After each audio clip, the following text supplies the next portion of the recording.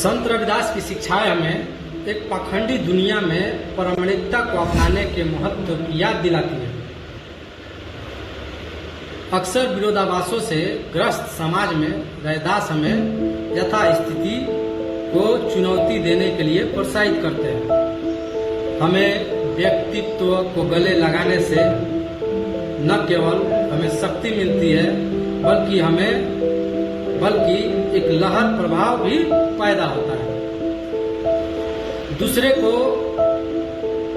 को भी ऐसा करने के लिए प्रोत्साहित करता है।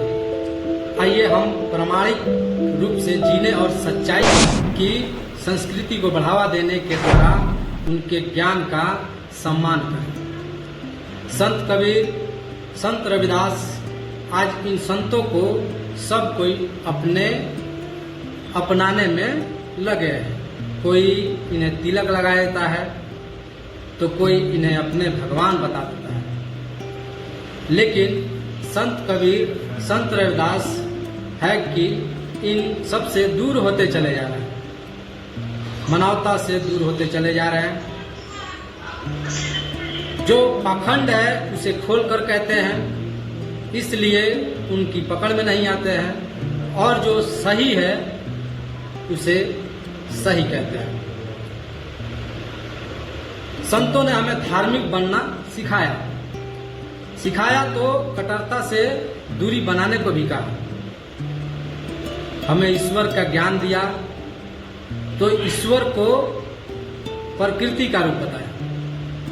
पूजा करने को कहा तो कर्म को ही प्रधान अर्थात पूजा बताया। विचारों की रोशनी से हमें रोशन करने वाले इन संतों के विचारों को स्वीकार करने के बजाय कुछ लालच व स्वार्थ के चक्कर में इन महापुरुषों को मात्र हम पत्थर की मूर्त बना दिए हैं और उनके द्वारा कहे गए सत्य को स्वीकार करने के बजाय अपने अपने रंग में रंगने का प्रयास कर रहे हैं। यही सत्य है। संत रविदास ने कहा है कि